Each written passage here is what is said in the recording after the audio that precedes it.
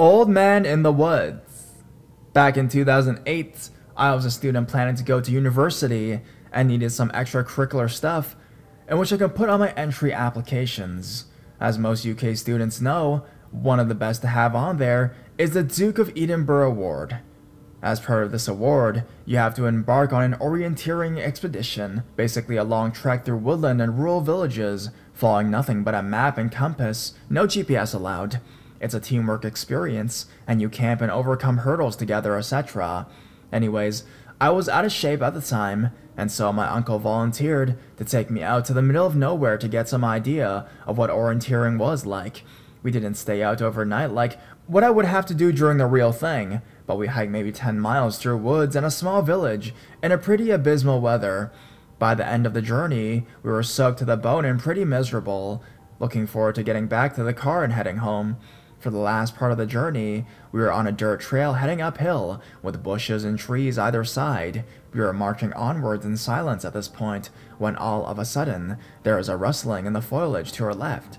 From behind a large bush stepped an old man in a black suit, with a red bow tie and dress shoes. He looked late 70s, early 80s, very pale, liver spots dotting his face, and a gray-white comb-over. I was instantly weirded out. Who dresses like that to go into the woods? The instant, though, seeing a guy his age out there in those clothes, in those weather conditions, was this guy has lost his marbles. There was something else that took me an extra moment to notice, though, that puzzled me. The guy was bone dry. Didn't even have mud on his shoes. We stopped in our tracks at that moment, and just stared at the man for a moment, who appeared to be as frozen and shocked as seeing us. My uncle made the first move, taking a step towards him, asking him if he was alright. The old man continued to stare for a moment, not moving, not even a twitch, then became suddenly very animated. It was like he suddenly snapped out of a trance. He started flailing his arms wildly, saying something awful had happened, that a good friend of his needed help. He began walking backwards into the woods, motioning for us to follow him, which we did. We started off at a brisk walk that escalated to running as we struggled to keep up with the old man. After maybe a minute, he disappeared ahead of us, but we could hear him so continue to follow the noise until we reached a huge slope. We stopped at the edge and looked down to see the old man standing at the bottom, motioning us, pleading with us to follow him. I remember looking down, and the slope was probably at a 40-degree angle, span of perhaps 50 feet or more, and slick with mud. It looked like an accident waiting to happen, especially given there were no shrubs or roots to hold onto or anything like that. I remember looking down at the old man on the other side of the slope and wondering, how the heck did he cross so quickly and so cleanly? I mean, at that distance, it is hard to see fine detail clearly, but I swear, he still did not appear to be wet or muddy at all. Me and my uncle looked at each other, and I saw that he was getting as weirded out as I was. Despite my feelings, I made a step towards the edge, and was going to try and make my own way down, when my uncle grabbed me firmly by the arm and pulled me back. Under his breath, he said to me, "Something's wrong here." We took a few steps back from the edge at this point, and the old man at the bottom started getting irate. He began pleading with us again to come down the slope, telling us he needed our help. His friend was in trouble.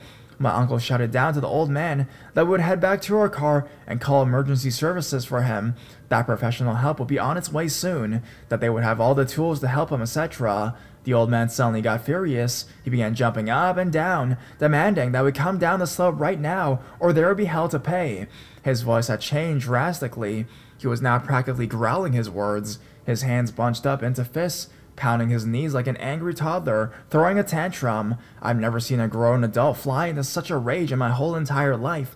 His eyes looked like they were on the verge of bursting out of their sockets, his skin gone from pale to red in almost an instant. We began to hurriedly make our way back the way we came, his demands and threats getting less audible as we got closer to the trail.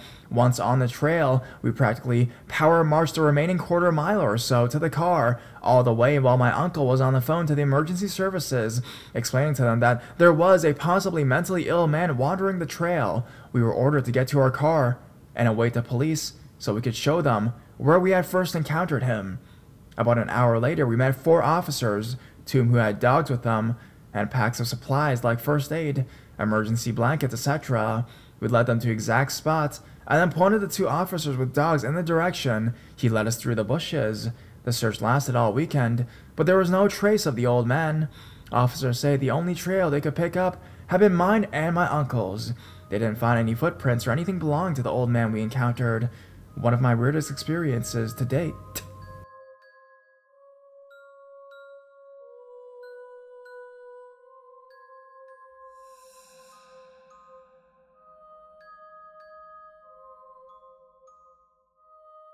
Learn from horror movies. Do not make out in the woods.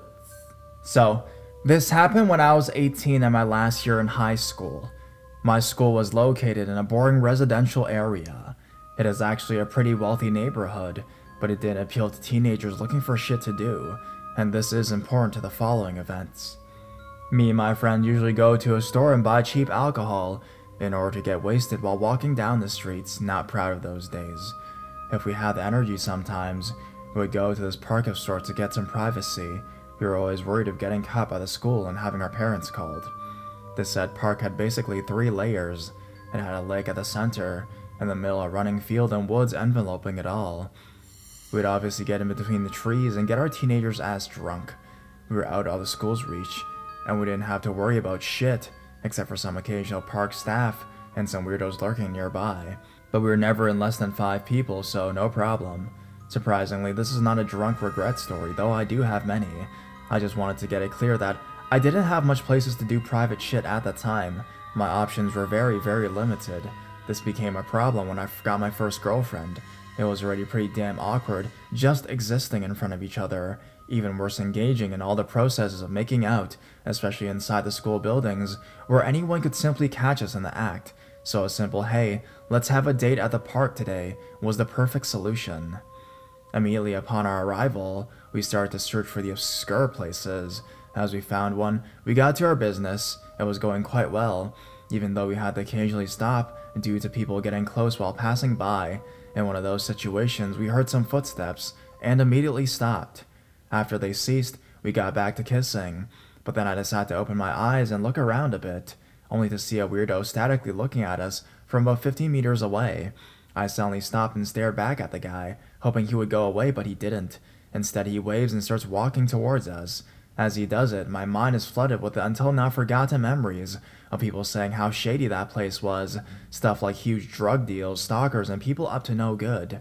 After the awkward walk in our direction, the guy starts talking to us. He looked like he was in his mid-40s. He was bald and was wearing a regular outfit. He looked like the everyday man you see in the street, but can't remember the face. Jen and I were clearly nervous. The man pulled something like, "So, hey there, having a good time, huh?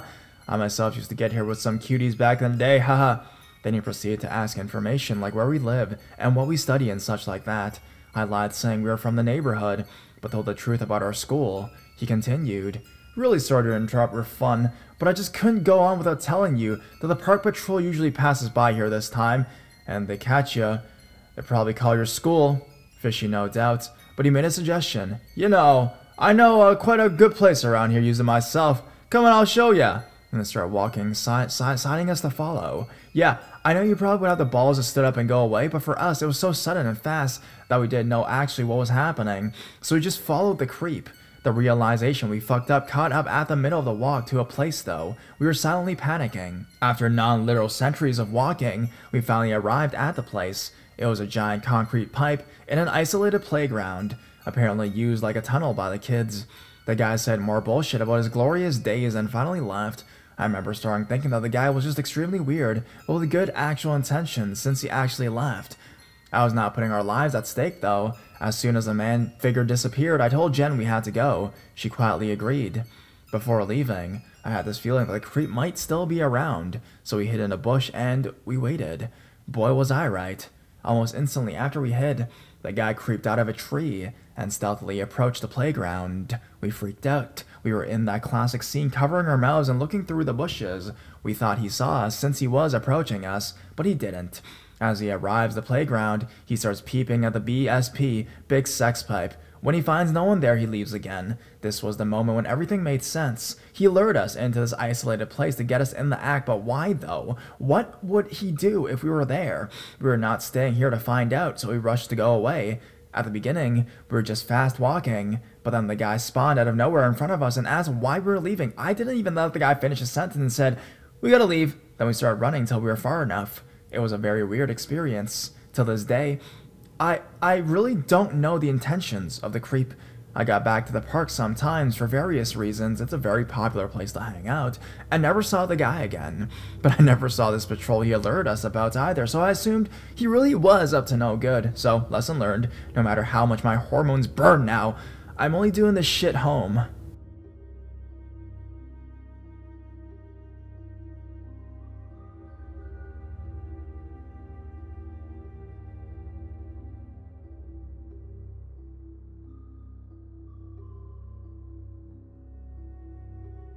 Daytime encounter in an empty forest. I like to begin by describing myself because I believe it's relevant to the story. I have to assume that I'm not the average author here. I'm 25, male, and a bit above average heights. I've been doing sports 5 to 6 times a week since I've graduated high school. Gym, running, CrossFit, squash, swimming, and any team sport my friends decide to play at any given time. My favorite hobbies are mountaineering, hiking, and bouldering. I just recently purchased a new pair of high-altitude mountaineering boots because it's near the end of the summer season and they were on sale. The plan is to wear them in the Alps next summer on a few ascents.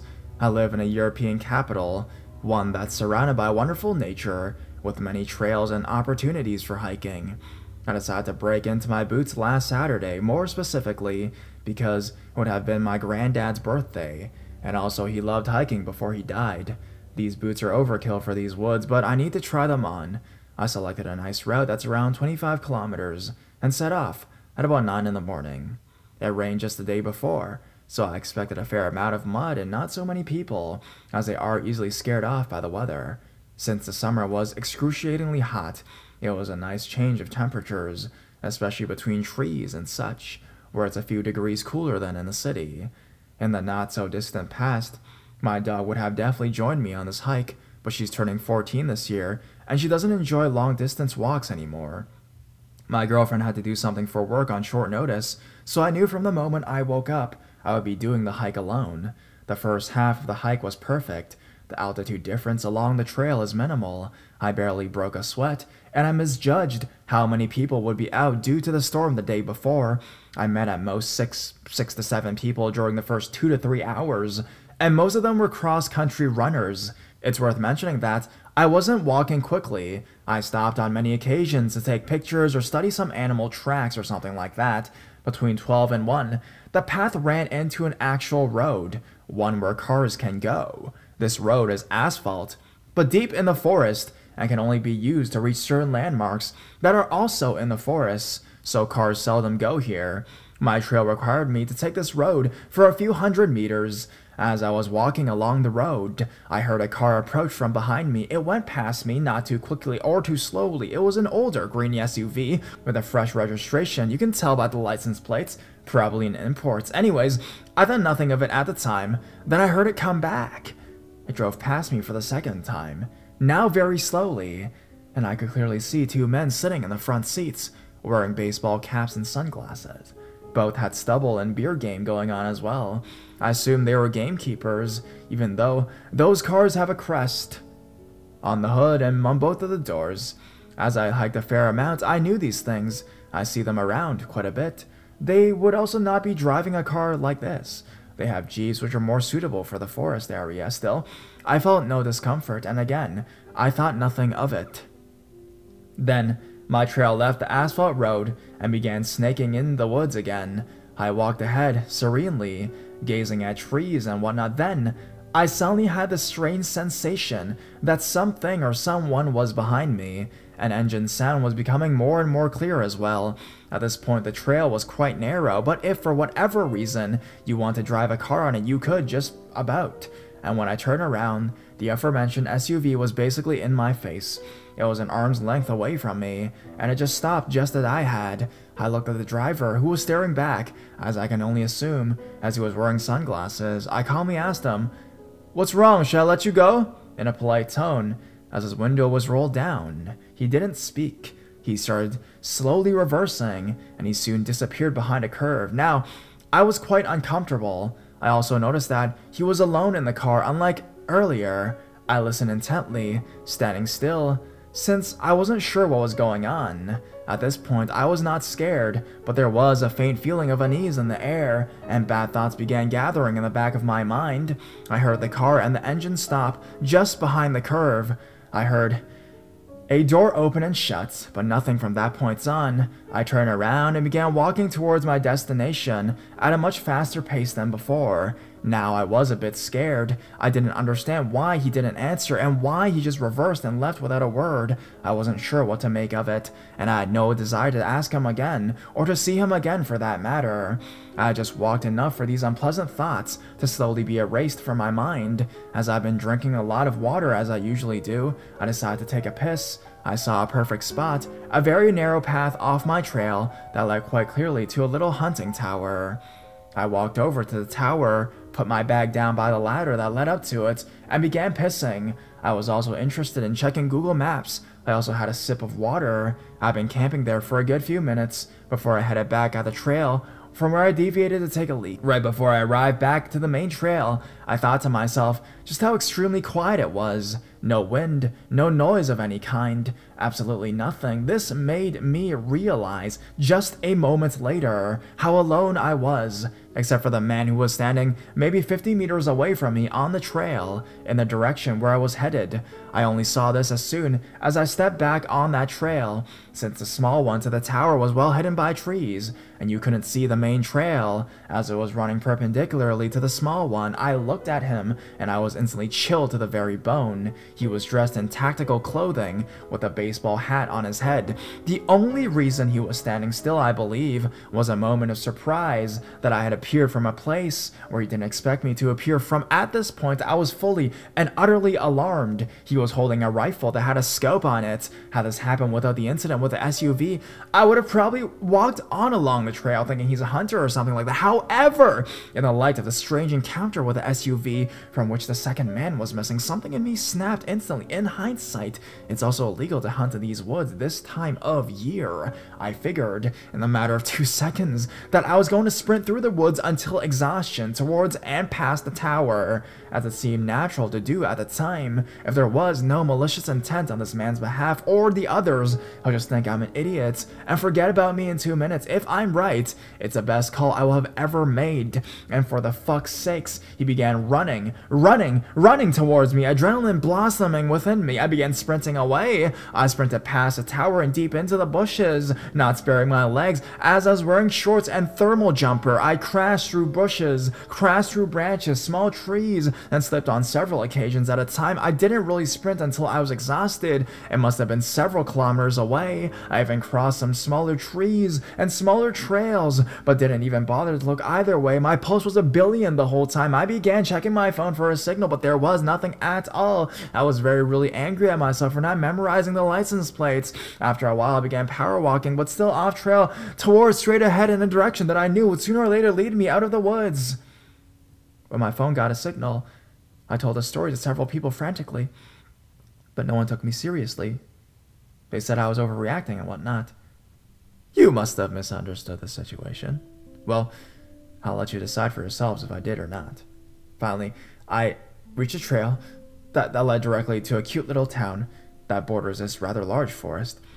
It felt like eternity, but I walked the last kilometer to the main square, took off my jumper and put it in my bag. At least I looked a little different from far away.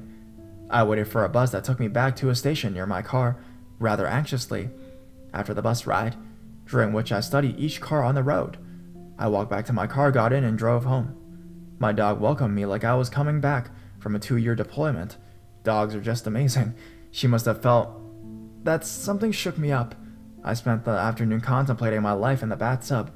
The boots destroyed my feet, but they aren't meant to be sprinted in, for large periods of time anyway. I called the force's gamekeeper's office.